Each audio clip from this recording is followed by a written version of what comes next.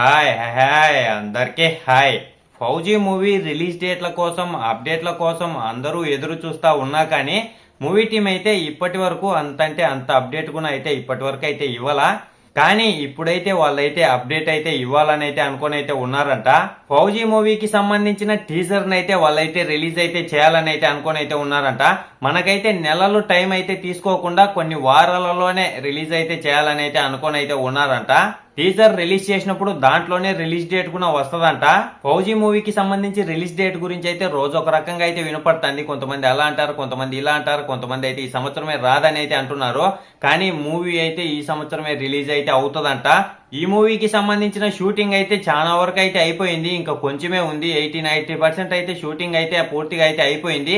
ఇంకేదో 10% ఏదో కొంచెం అలా అయితే ఉంది అంతే.